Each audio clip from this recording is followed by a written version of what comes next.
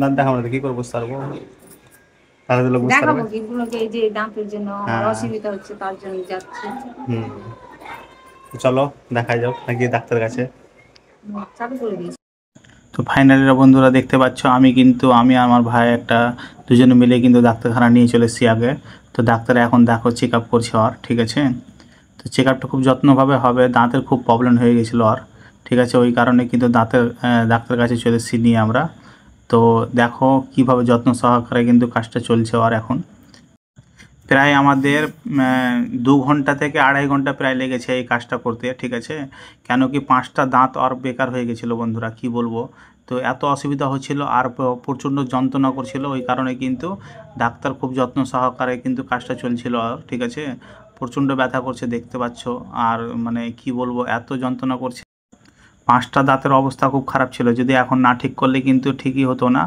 দাঁতগুলো সামনেকার দাঁতগুলো সব বেকার হয়ে যেত বন্ধুরা, কি বলবো। তো ডাক্তারকে যাই হোক বললাম আমি কি ভালোভাবে একটু ভালোভাবে কাজটা করে দাও, যা হতো যখন ওই সুই দেখছে তখনই কিন্তু ওই ভয় ভয় খেয়ে যাচ্ছে, বলবো কি।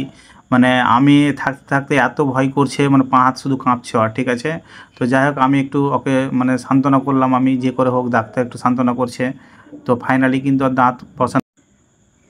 আমার 4টা দাঁত হয়ে গেছে কমপ্লিট, আর একটা বাকি আছে। তার একটা পেশেন্ট এসেছিলো, তাকে দেখছে, খুব ব্যথা দাঁতে, এমন ব্যথা কি বলবো। এই যে দেখতে পাচ্ছ তোমার দাদা ভাই বসে আছে, আমার ছোট বোন বসে আছে, আর একটা চিকিৎসা করছে ডাক্তার।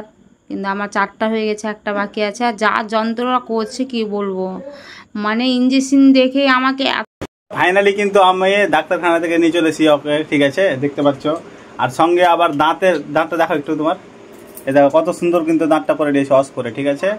তো দেখো সঙ্গে আবার ফের কি এসছে, মানে এমনি তো দাঁতের অসুখ মহিলা, আর আবার ফের দেখো মানে মিষ্টি খাবার জিনিস নিয়ে চলেছে। তো এইভাবে কিন্তু দাঁত ঠিক হয় বন্ধুরা, তোমরাই বলবো কমেন্টে, ঠিক আছে। তো দেখতে পাচ্ছ আর দাঁতের কিন্তু বহুত টাকা খরচা হলো, কি বলবো মহিলা, শুধু এই 4টা খাওয়ার জন্য খেলি। আর এই জায়গাটা সব জিনিস যারা খায় না খুব কিন্তু মানে কি বলবো, প্রচুর জিনিস খায় এইসব মিষ্টি মিষ্টি জিনিস যারা, বলে দাঁতের অবস্থা খুব খারাপ হয়ে গেছিলো। দাঁতটা দেখা কত সুন্দর হয়েছে, এই দেখো কত সুন্দর হয়ে গেছে, দাঁতগুলা সব বাজে হয়ে গেছিলো আর, তাই জন্য ডাক্তারখানায় নিয়ে গেছিলাম, বুঝতে পারছো। ঠিক আছে বন্ধুরা, সবাই থাকো ভালোভাবে থেকো, গুড নাইট। আর দেখো এখন মুখও ভরে নিল আবার।